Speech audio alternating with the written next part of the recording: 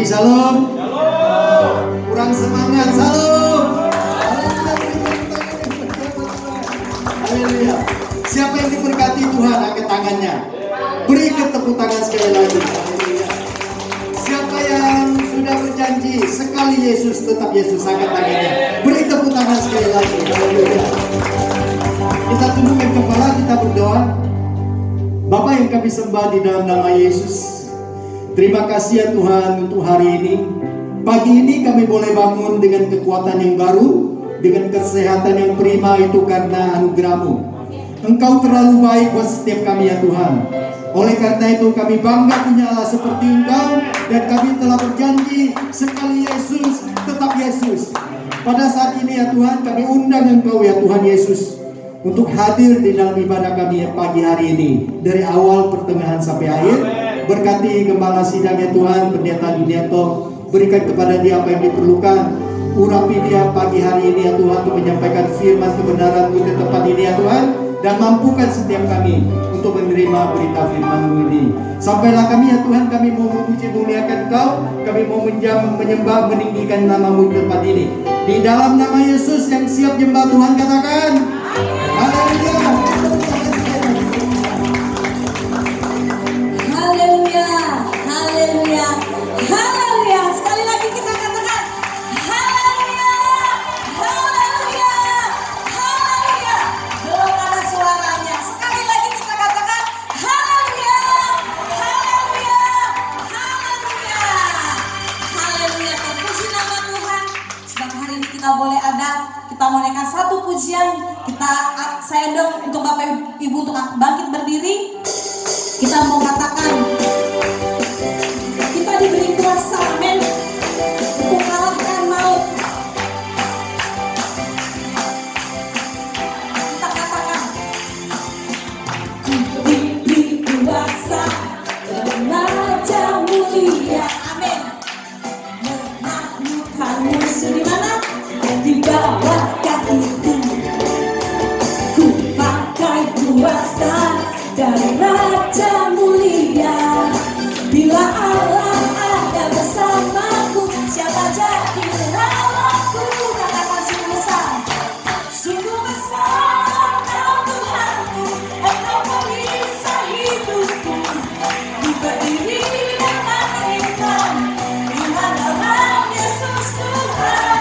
Kau yang memberi kemenangan, ku bersorak merayakan. Terpujilah Engkau Raja segala raja. Kita katakan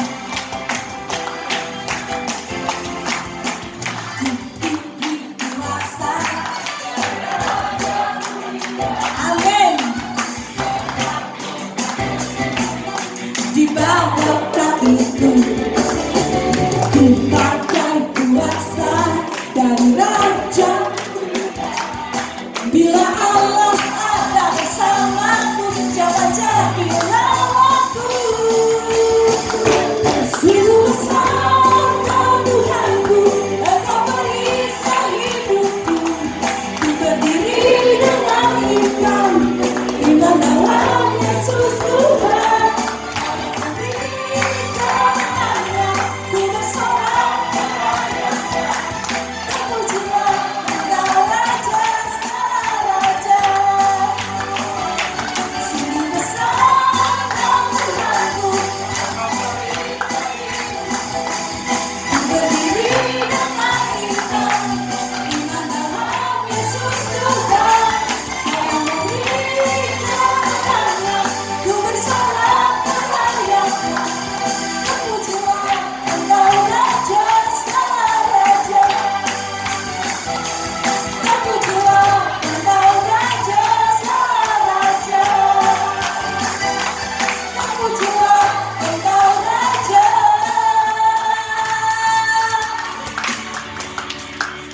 Sorakan haleluya, haleluya.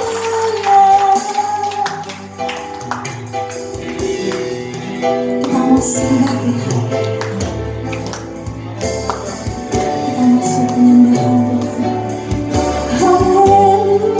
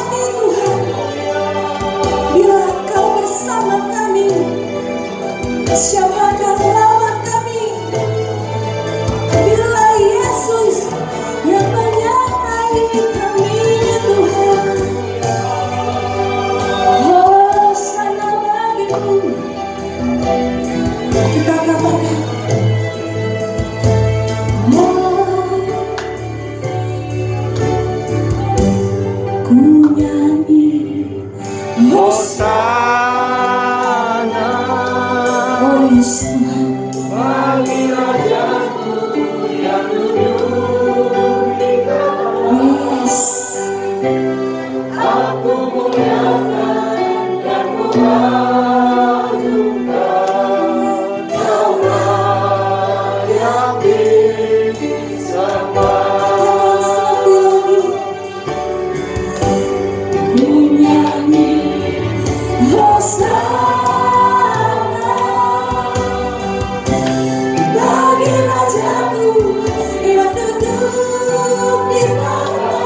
Yes Tuhan, kami muliakan dan mengagungkan Kaulah yang disembah. Katakan ku nyanyi Hosana. Menyanyi Hosana bagi Rajaku yang duduk di tahta. Aku muliakan dan kuagungkan Kaulah yang disembah. Kita agungkan Tuhan. Kita katakan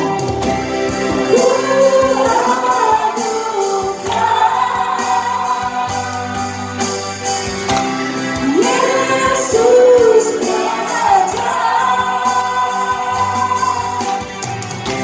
yang berkuasa, Engkaulah yang disembah. Kita agungkan semua tangan di atas, kita katakan ku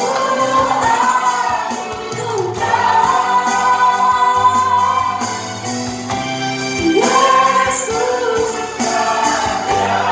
Yes Tuhan, Engkau berkuasa,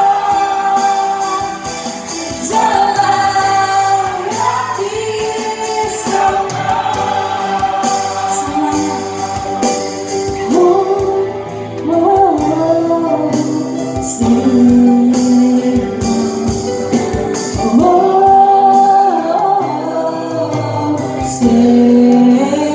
Sekali lagi. Sena to the king. Katakan Hosana. Yes.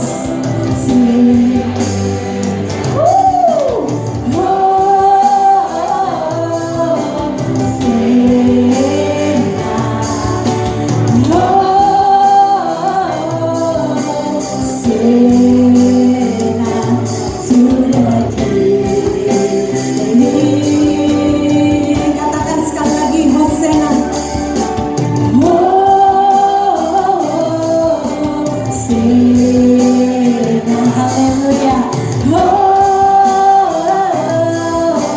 Sena to the king.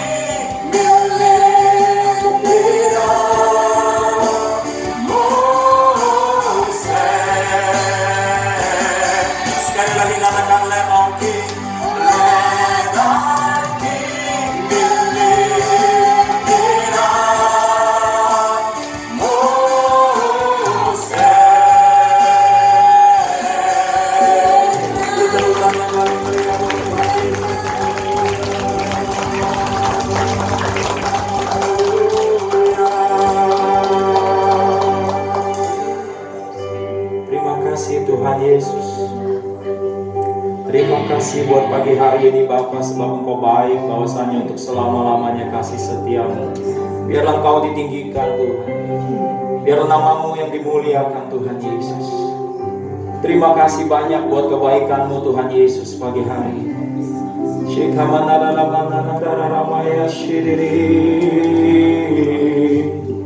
Kami bersyukur buat pagi ini Tuhan, sebab bahwasanya untuk selamanya kasih setia-Mu.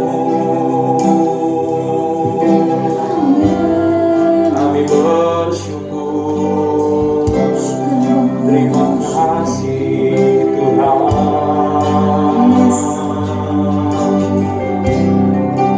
Bila kami mengingat-Mu di waktu malam, sungguh Engkau pertolongan kami, sebab Engkau setia. Kami bersyukur punya Allah seperti-Mu.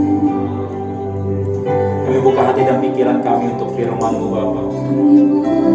Berbicaralah buat setiap kami, dan kami memohon Allah Roh Kudus mampukan setiap kami untuk terima berita firman-Mu, sebab Engkau Tuhan yang baik buat kami.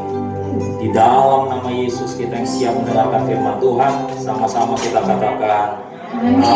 Amin, amin, amin, amin. Silakan duduk saudara, shalom. Siapa yang mengalami kebaikan Tuhan sepanjang minggu kemarin, boleh lambaikan tangannya. Haleluya. Beri tepuk tangan dulu buat Tuhan Yesus. Haleluya, haleluya. Kita masih dalam tema besar kita di bulan Januari, yaitu pilihan. Katakan bersama saya, pilihan. Pagi ini saya mengajak kita semua membaca satu ayat yang sangat familiar, saudara, yaitu Injil Matius pasalnya yang ke-6, ayatnya yang ke-33. Injil Matius pasalnya yang ke-6, ayatnya yang ke-33. Saya mau mengajak kita semua membaca satu ayat ini, saudara, bersama-sama pada hitungan yang ketiga. Yang sudah ketemu boleh katakan amin. 1, 2, 3. Tetapi carilah dahulu kerajaan Allah dan kebenarannya, maka semuanya itu akan ditambahkan kepadamu. Carilah dahulu kerajaan Allah serta kebenarannya, maka semuanya itu akan ditambahkan kepadamu. Judul khotbah pagi hari ini adalah 3 pilihan kecil, ya, yang punya dampak yang besar. Jadi 3 pilihan kecil yang punya dampak yang besar. Ada orang yang terlihat berbuat banyak, tetapi mendapatkan hasil yang sedikit. Ada orang yang kelihatannya berbuat sedikit, tetapi hasilnya banyak. Istilahnya adalah achieve more by doing less. Sebagai manusia, kita semua pasti ingin yang namanya sukses, saudara. Sukses diartikan banyak hal, tapi saya rasa kita menggunakan saja yang paling umum. Ya, sukses itu ada yang menganggap kalau punya karir yang cemerlang, ya, masuk dari level staff, setahun 2 tahun langsung jadi manajer, setahun 2 tahun kemudian dapat promosi lagi. Sukses. Ada yang menganggap sukses itu kalau dia punya bisnisnya growing, bisnisnya expanding, dari punya 1 cabang jadi 2 cabang, 4 cabang, dan seterusnya. Bisa dikatakan sebagai sukses. Ada orang yang bilang sukses itu kalau saya punya banyak uang, Pak. Itu sukses, ya. Nah, pertanyaannya adalah, apakah saudara menganggap diri saudara sebagai orang yang sukses? Atau at least saudara puas dan bahagia dengan kondisi saudara saat ini? Kalau kita lihat orang-orang di sekeliling kita, baik yang ada dalam gereja atau mungkin tetanggamu, rekan kerjamu, rekan bisnismu, kita bisa lihat loh, kayaknya sama-sama kita makan nasi gitu ya, sama-sama bangun jam 5 pagi, sama-sama kayaknya kerja keras, tetapi hasilnya beda. Ada yang menghasilkan banyak, ada yang menghasilkan sedikit, saudara. Nah, kita ingin kita mendapatkan seimbang dengan apa yang kita usahakan. Lebih keren lagi kalau usahanya minim, hasilnya maksimal. Wah, itu kita ingin semua.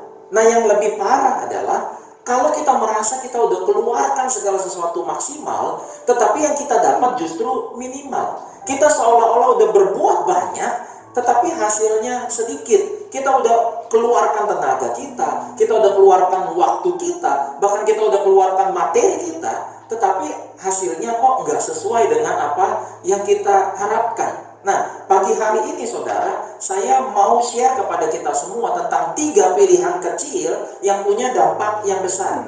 Di dalam dunia manajemen, saudara, ada yang dikenal dengan yang namanya hukum Pareto. Hukum Pareto itu bicara apa, saudara? Ya, hukum Pareto itu berbicara tentang, saudara, bahwa 20% dari apa yang saudara lakukan, ya, itu memiliki hasil 80%. 20% yang saudara lakukan memiliki dampak 80%. Kecil, tetapi hasilnya besar. Semoga saudara bertambah exciting ya mendengarkan firman ini, saudara. Nah, firman Tuhan yang baru saudara baca tadi itu mengajarkan tentang ilmu Pareto. Carilah dahulu kerajaan Allah serta kebenarannya, maka semuanya akan ditambahkan kepadamu. Katakan bersama saya, semuanya. Kalau saudara baca bahkan dari ayat 25 sampai ayat 32, di situ Tuhan Yesus menjelaskan tentang hukum Pareto ini, saudara. Apa yang kita perlu prioritaskan dalam hidup? Apa hal-hal kecil yang kalau kita lakukan ini, maka dampaknya akan besar. Supaya hidup kita efektif dan efisien. Karena orang sukses itu yang penting efektif, efisien. Tahukah saudara apa artinya efektif? Efektif itu adalah waktu saudara melakukan sesuatu, saudara mendapatkan hasil. Itu efektif.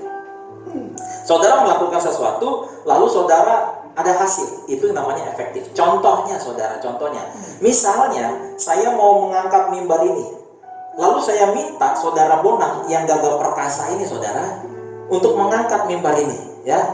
Nah, boleh saudara Bonang coba angkat mimbarnya. Iya, ini kan ilustrasi, saudara, supaya saudara tahu apa itu yang namanya efektif. Boleh nggak saudara Bonang mundurkan mimbar ini 1 meter ke belakang? Wah, luar biasa. Boleh kasih tepuk tangan dulu untuk saudara Bonang. Boleh kembalikan lagi supaya kamu tahu apa yang kamu kerjakan harus beresin. Iya. Boleh kasih tepuk tangan lagi, ya.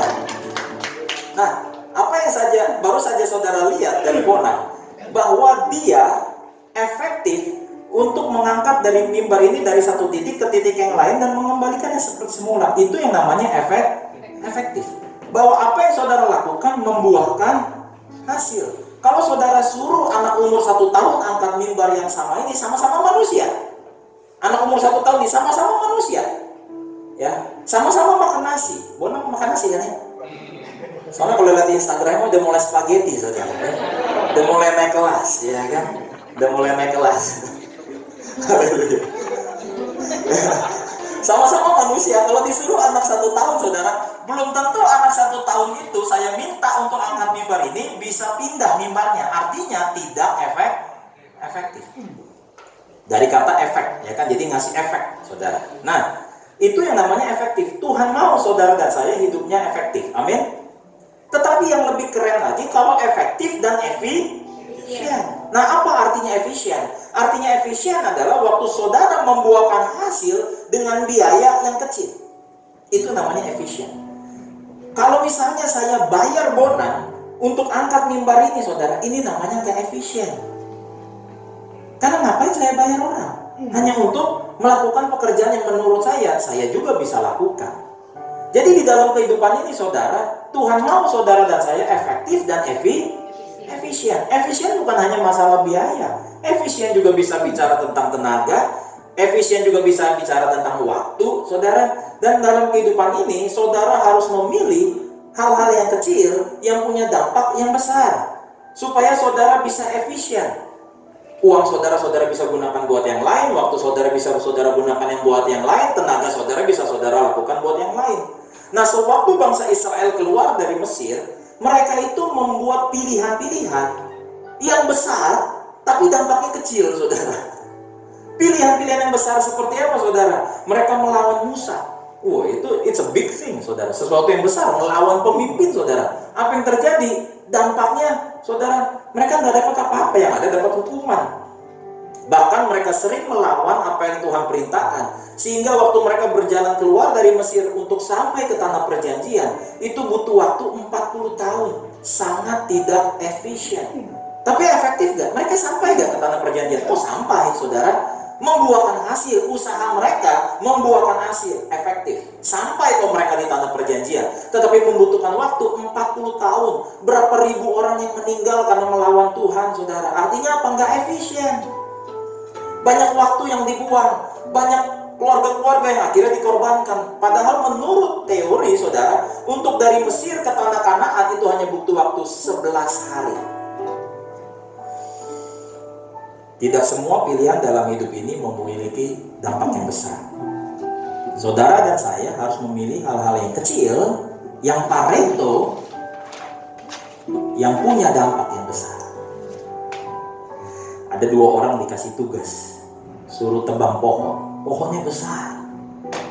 Masing-masing dikasih kapak.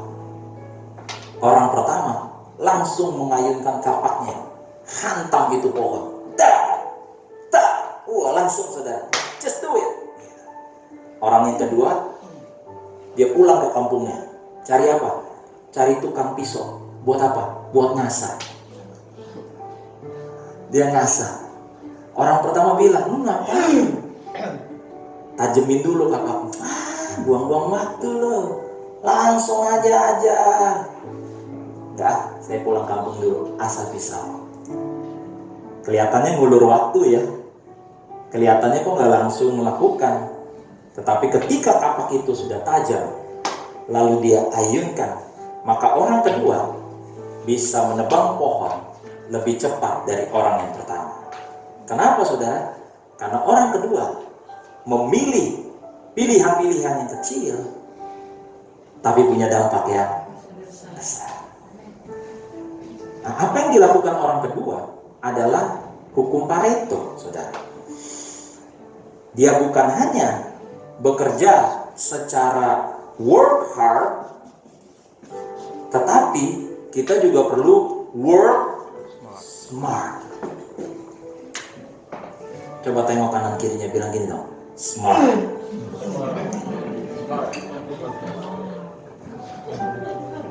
Bukan hanya hard, tapi juga harus smart. Jadi saudara dan saya akhirnya bisa membuat pilihan-pilihan yang kecil, tapi punya dampak yang besar. Banyak orang ingin hidupnya bertambah, saudara. Ingin bertambah hartanya, ingin bertambah sukses, ingin bertambah bisnisnya, ingin bertambah bahagia, bertambah kawan, dan lain sebagainya. Dan Tuhan juga ingin saudara dan saya bertambah, amin. Dia berkata di Yohanes 10 ayat 10, aku datang untuk kamu punya hidup dan memiliki hidup itu di dalam segala kelimpahan. Tuhan bukan hanya mau saudara bertambah, tapi juga kelimpahan. Sebab itu dia kasih rumusnya pagi hari ini apa? Carilah dahulu kerajaan Allah serta kebenarannya, maka semuanya, katakan bersama saya, semuanya. So saudara bisa tambahkan apa yang saudara mau. Karena apa yang saudara mimpikan, harapkan, idamkan itu masuk di dalam kata semuanya. Dan semuanya akan ditambahkan kepada. Tapi kalau kita cari tambahannya tanpa cari kerajaan Allah serta kebenarannya terlebih dahulu, apakah bisa efektif? Oh bisa. Saudara mau kaya tanpa libatkan Tuhan? Bisa? Bisa. Banyak orang kaya nggak menyembah Tuhan. Bisa. Bisa efektif? Bisa. Tapi belum tentu efisien. Efisien dalam hal apa? Banyak orang saya lihat kaya, tapi kehilangan keluarganya. Kehilangan momen bersama keluarganya. Dulu sama-sama ngontrak di sebuah petak, rukun, damai, akrab. Kenapa? Karena ketemu di situ-situ aja ruangannya. Ya ruang tamu di situ, ruang tidur di situ. Tapi ketika menjadi kaya, si cowok punya urusan beda, si cewek punya urusan beda, akhirnya terpisah. Nggak ada lagi komunikasi. Lama-lama hilang. Apakah itu efisien? Apakah saudara mau kehidupan yang seperti itu? Saya nggak mau. Kalau saya ada di puncak gunung, Saya pengen di puncak gunung tuh saya rame-rame supaya merayakan bersama-sama. Apa gunanya saudara di puncak gunung sendirian dan kesepian? Bisa saudara mendapatkan apa yang saudara impikan tanpa Tuhan? Bisa. Tapi belum tentu efisien. Berapa banyak orang yang berhasil efektif mendapatkan popularitas dan jabatan, tetapi kehilangan keselamatannya. Satu ketika ada seorang hamba Tuhan cerita sama saya, ada seorang jenderal bintang 3 saudara, datang kepada dia dan berkata, Pak Pendeta, saya mau konseling. Konseling apa? Bagaimana ini? Bahwa saya mau dinaikin pangkat ke bintang 4, tetapi satu syaratnya, saya harus menyangkal Yesus dan beda agama. Lalu sang hamba Tuhan ini bawa dia keluar rumah di malam hari. Lalu dia bilang ke sang jenderal, lihat ke langit, berapa bintang yang kau mau? Bahwa dunia ini hanya sanggup bikin kau maksimal 4 bintang. Tapi kalau tidak tinggalkan Tuhan, Tuhan bisa kasih ribuan bintang buat kamu. Amin. Banyak orang bisa kok efektif, tapi belum tentu efisien. Alkitab katakan, apa gunanya kau punya seluruh harta di dunia, tapi binasa jiwa. Efektif, tapi belum tentu efisien. Saya ngelihat saudara, banyak orang yang kaya, tapi nggak efisien. Banyak pengorbanannya saudara. Ngorbanin kesehatan, ngorbanin keluarga, ngorbanin hubungan, ngorbanin segalanya. Bahasa umumnya mereka bilang gini, gua nih kaya sampai berdarah-darah. Bahasanya keren ya, berdarah-darah. Apa? Banting tulang, apalagi peras keringat. Terus ada yang bilang sama saya gini, gua nih pak kerja nih, kepala jadi kaki, kaki jadi kepala. Ini orang kerja apa pilates? Ya, kaki jadi kepala, kepala jadi kaki. Nah orang-orang yang demikian saudara, itu biasanya pelit. Pasti pelit orangnya. Nggak usah tengok kanan kiri. Bahkan gak sedikit orang yang udah Kristen sekalipun saudara, itu takut loh ngasih perpuluhan. Tahu nggak, perpuluhan tuh saudara bukan ngasih, saudara mengembalikan. Mengembalikan perpuluhan takut. Kalau ke gereja pun kasih kolektor seikhlasnya. Apalagi di GB Live kita nggak edar kolektor. Kita cuma siapin nomor rekening, kita cuma siapin kotak. Mau ngasih syukur nggak ngasih ya udah. Udah 7 tahun masuk tahun ke-8 saya lakukan itu saudara. Kita nggak butuh uang saudara. Saudara mau memberi itu karena kesadaran saudara. Kenapa orang takut kasih perpuluhan? Selama saya jadi pelayanan saudara, cuma satu alasannya. Apa? Karena saya dapetin uang ini gak gampang pak. Gitu. Karena saya dapetin uang ini gak mudah. Karena saya banting tulang, peras keringat, kepala jadi kaki, kaki jadi kepala, dan kamu minta saya perpuluhan. Enak aja. Pas pendeta khotbah begini, jemaat lihat, wah tuh kayaknya perpuluhan gue lari kejam tuh. Jam baru tuh ini. Jadi karena dapetinnya gak gampang, jadi gak gampang juga untuk dibagi. Padahal kalau saudara ngerti, memilih yang kecil punya dampak yang besar, maka saudara akan menikmati berkat Tuhan yang kelimpahan. Kita buka pilihan kecil yang pertama di Mazmur 127 ayat yang kedua, saudara. Mazmur 127 ayatnya yang kedua. Kalau sudah ketemu, kita mau baca satu ayat ini bersama-sama saudara. Pada hitungan yang ketiga, Mazmur 127 ayat yang kedua. 1, 2, 3. Sia-sialah kamu bangun pagi-pagi apa? Dan duduk-duduk sampai jauh malam, dan makan roti yang diperoleh dengan apa? Sebab ia memberikannya kepada yang dicintainya pada waktu tidur. Bukan berarti Tuhan mau kita tidur dan malas-malasan, tetapi Tuhan mau tunjukin kepada saudara dan saya apa bedanya busy, sibuk, sama yang namanya produktif. Saudara mulai sibuk banget pagi-pagi. Di dalam bahasa Inggrisnya Alkitab tadi Mazmur 127 ayat yang kedua bilang apa? Woke up early subuh, saudara. Terus dibilang apa? Duduk-duduk sampai jauh malam. Di dalam Alkitab bahasa Inggris versi The Message bahasanya bagus. Duduk-duduk sampai jauh malam bahasanya adalah retire late. Pensiunnya bukan pensiun dini. pensiunnya telat, saudara. Usia pensiun 55, ini mungkin usia 70 masih kerja. Kenapa? Kalau nggak mau makan apa, Pak? Bangun pagi-pagi duduk-duduk sampai jam malam, itu namanya sibuk. Tapi hasilnya sedikit. Tuhan mau saudara dan saya produktif. Melakukan 1 dapat 3, melakukan 3 dapat 10.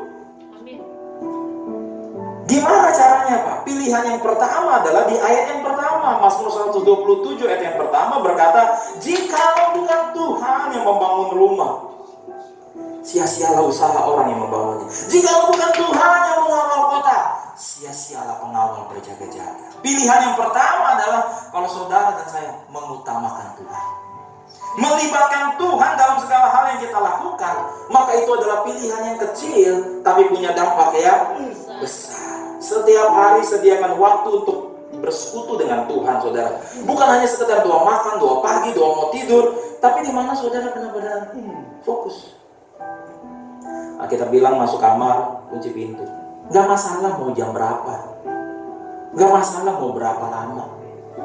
Tapi momen itu saudara bisa komunikasi hati ke hati dengan Tuhan. Saudara mau curhat, saudara mau komplain, saudara mau marah, Dia Bapa yang baik. Amin, saudara. Saudara bisa sambil nyanyi ini. Saat ku dalam kesesakan, yang ku harap hanya Kau Tuhan.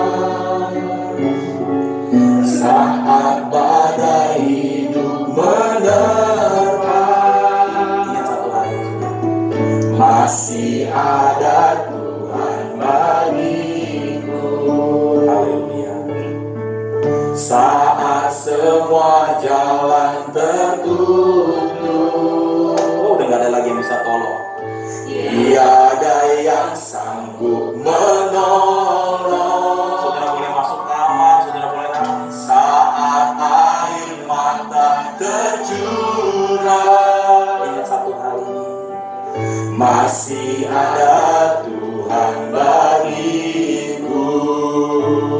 Penolongku hanyalah dirimu, penghiburku hanya Engkau Bapakku, selalu menyertai hidupku. Kau Bapakku yang setia. Banyak kisah di Alkitab, saudara. Waktu umat Tuhan terjepit, nggak ada jalan lagi, bingung mau kemana. Depan nggak ada jalan, belakang nggak ada jalan, kanan kiri nggak ada yang tolong, nggak ada pilihan lain. Entah saudara masuk ke dalam tanah dan mengubur dirimu sendiri, atau saudara ke atas dan melihat ada juru selamat di hadapannya. Ketika Daud dan Goliat bertarung, saudara, Daud mau pakai apa? Dipakein baju zirah, dipakasi pedang, saudara, dia copot semua, nggak ada gunanya, saudara. Apa yang terjadi? Dia pergi ke sungai, ambil batu sungai yang kecil. Hei, kecil. Tapi kalau itu melibatkan Tuhan, Alkitab katakan Daud berlari ke hadapan Goliat, Goliat juga berlari. Jadi sama-sama lari begini, saudara. Nanti saudara pelajarin secara fisika.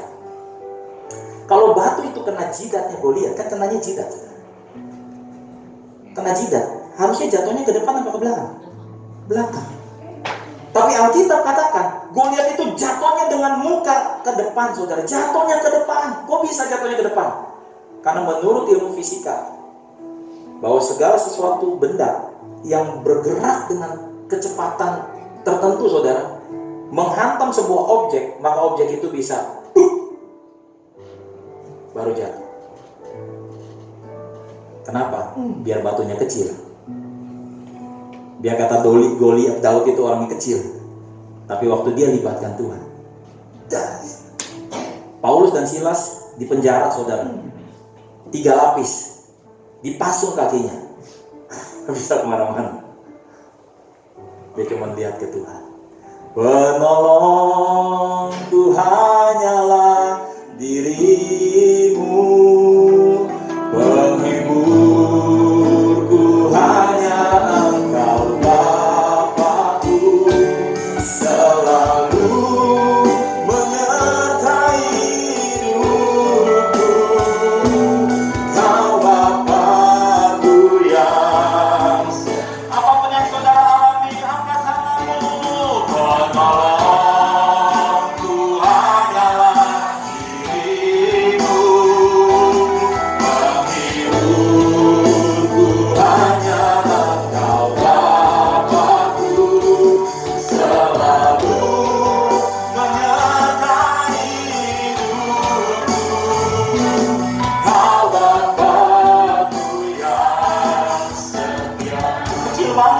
dilakuin sama Paulus dan Silas, cuman buka mulutnya yang kecil, angkat tangan juga nggak bisa karena diikat. Tapi apa yang 20% ini? Malaikat Tuhan turun dan membebaskan mereka, saudara. Jadi pilihan yang pertama adalah libatkan Tuhan. Apa sih susahnya doa 5 menit? Apa sih susahnya cuma menyapa Tuhan? Dan apa susahnya meluangkan waktu 1 jam dalam seminggu untuk saudara beribadah di tempat ini? Karena apa yang kecil yang saudara lakukan, dampaknya besar. Selagi saudara duduk dengan khotbah di sini, di luar sana Tuhan berperang ganti saudara. Di luar sana Dia membawa berkat-berkatnya buat saudara. Di Mazmur 133, 6 Mazmur ke depan dari Mazmur 127, saudara akan melihat pilihan yang kedua. Mazmur 133 saya bacakan, nyanyian ziarah Daud. Sungguh alangkah baiknya dan indahnya apabila saudara-saudara diam bersama dengan rukun. Seperti minyak yang baik di atas kepala meleleh ke janggut, yang meleleh ke janggut Harun ke leher jubahnya, seperti embun gunung Hermon yang turun ke atas gunung-gunung Sion. Sebab kesanalah Tuhan memerintahkan apa? Berkat, kehidupan untuk siapa di sini yang mau berlimpah berkat? Lambaikan tangannya, beri tepuk tangan dulu buat Tuhan Yesus. Bagaimana caranya? Pilihan yang pertama tadi saudara adalah libatkan Tuhan. Pilihan yang kedua adalah saudara, Tuhan mau saudara hidup rukun. Bahasanya apa? Bahwa Tuhan mau saudara dan saya itu mendahulukan yang namanya hubungan lebih daripada yang namanya berkat. Ada berita yang heboh baru-baru ini saudara. Ada seorang anak kandung menggugat papanya sendiri 3 miliar. Dan papanya dibela oleh beberapa pengacara secara gratis karena melihat kisah ini begitu memilukan saudara. Seorang anak menggugat ayahnya sendiri 3 miliar. Bahkan di persidangan sang anak melototin bapaknya sendiri saudara. Ada seorang anak yang juga menggugat ibunya cuma gara-gara sebuah mobil. Makanya ada istilah air susu dibalas dengan air tuba, atau kacang lupa dengan. Kenapa ini terjadi? Karena orang-orang ini lebih memilih berkat daripada hubungan.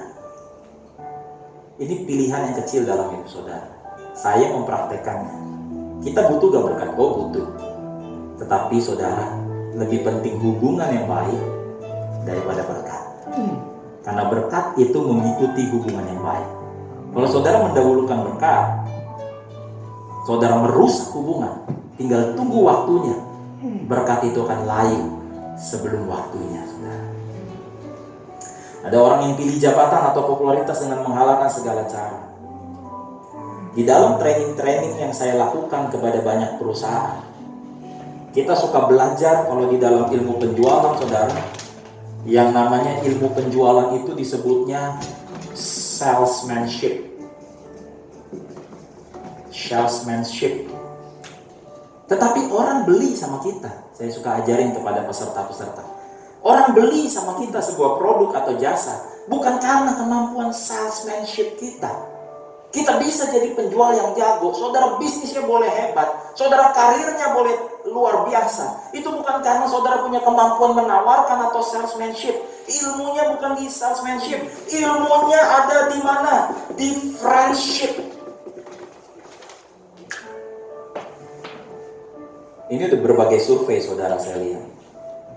Bahwa transaksi terjadi karena hubungan yang baik antara penjual dan pembeli. Bukan karena dia jago ngomong. Bukan karena produknya paling hebat. Tapi karena apa? Gua tahu dia. Gua kenal dia. Mari saudara, kita punya hubungan yang baik dengan semua orang. Amin. Jangan gelap mata, jangan tergiur dengan kenikmatan sesaat, jangan langsung ijo lihat duit yang sebentar dipakai juga habis. Ada istilah membangun hubungan butuh waktu bertahun-tahun, tapi hanya butuh waktu 1 menit untuk menghancurkannya. Di keluarga, di organisasi, di gereja, bahkan negara sekalipun menjadi pecah, menjadi rusak, karena orang lebih mengutamakan berkat daripada hubungan. Sampai hari ini bisnis saya udah jalan 2 tahun. Puji Tuhan, sangat sehat secara keuangan. Bahkan keuntungan saya 2020 di masa COVID lebih tinggi daripada 2019. Bukan bermaksud untuk sombong, tapi saya mau bilang saya nggak pernah kerja keras loh selama 2 tahun ini.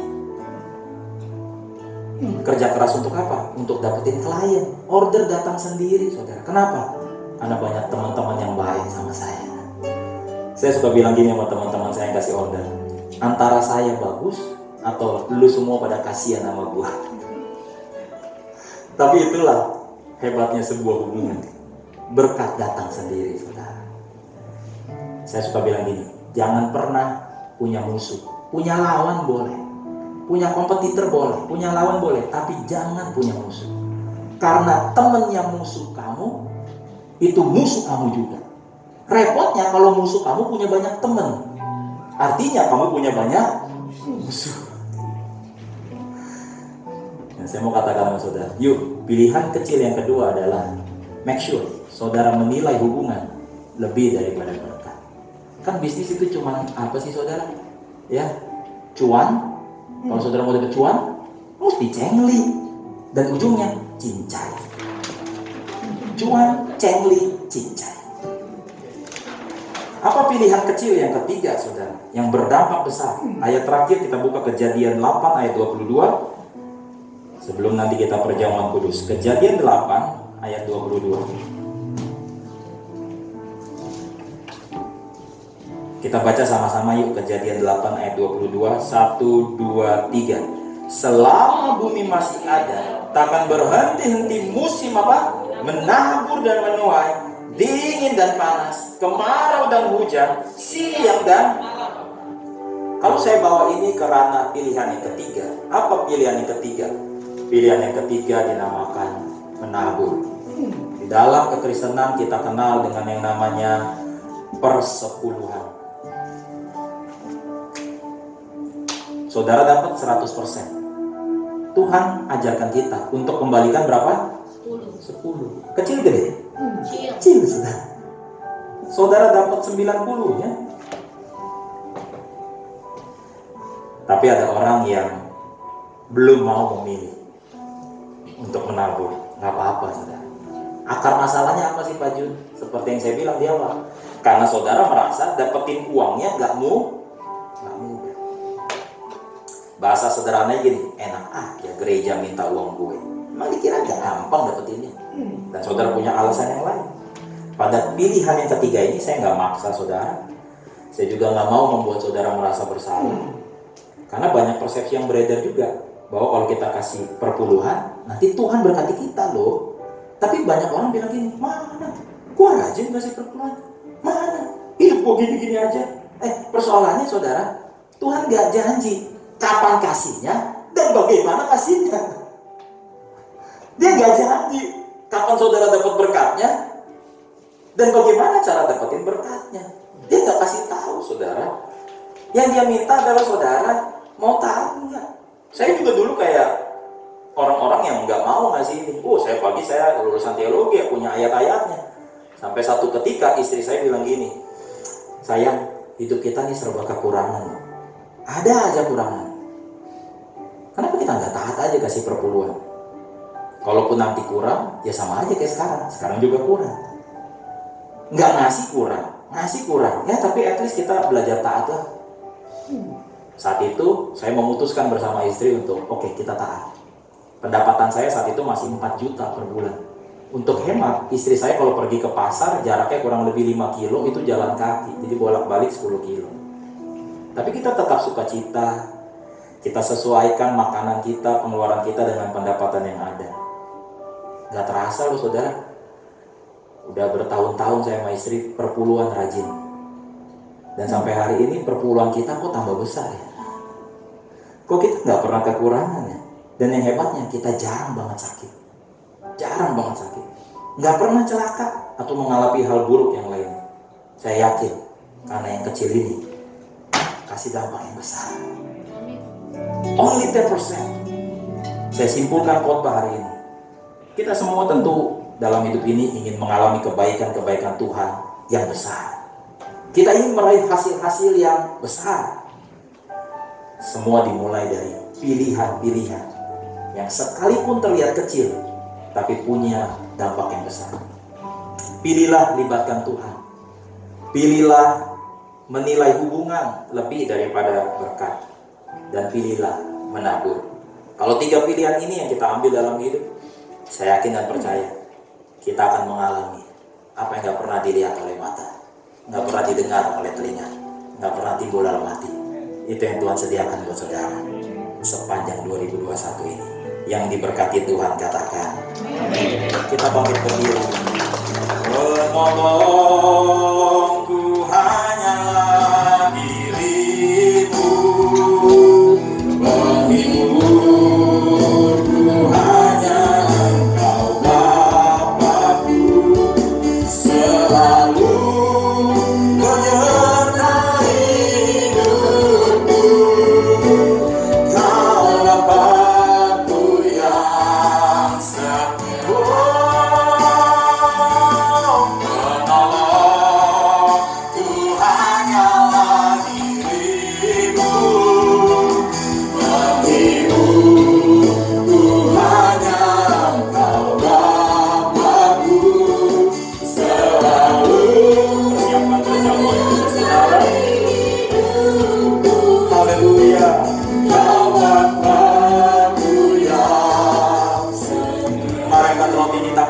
Katakan bersama saya dalam nama Yesus.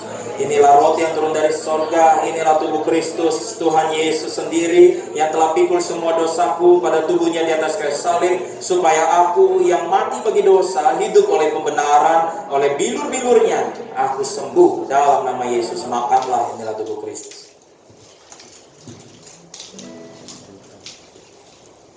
Terima kasih Tuhan buat tubuhmu.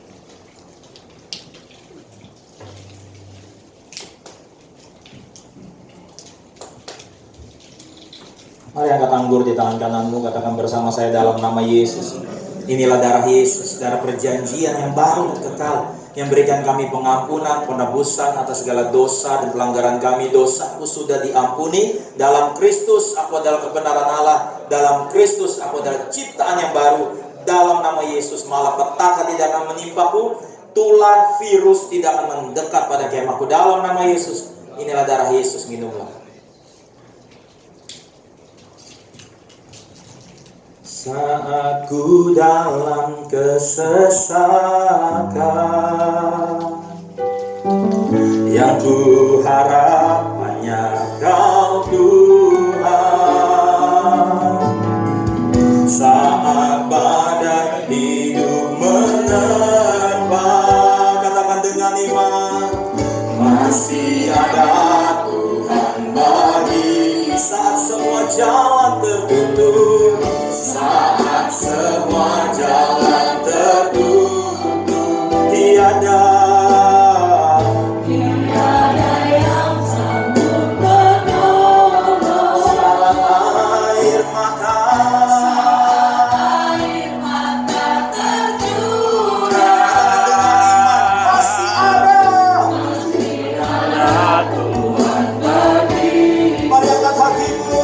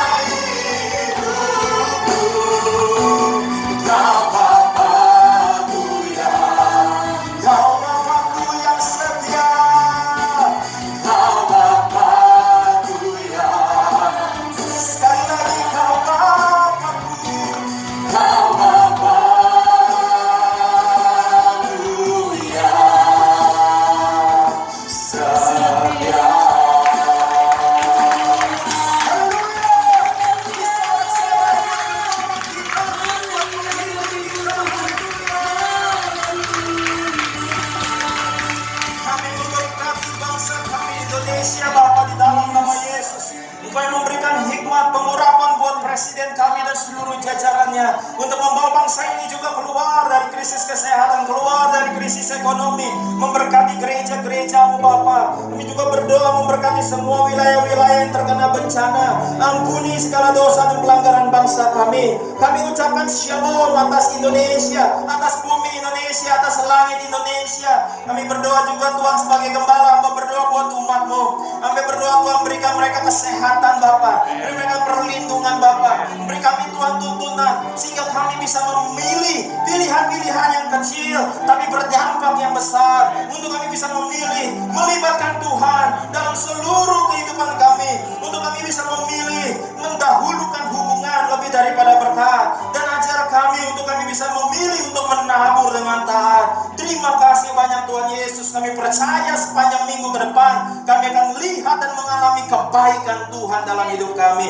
Angkat kedua belah tangan saudara, pulanglah dengan antusias, dengan sukacita, karena Tuhan sudah melawat saudara. Tuhan memberkati dan melindungi engkau. Tuhan menyinari engkau dengan wajah-Nya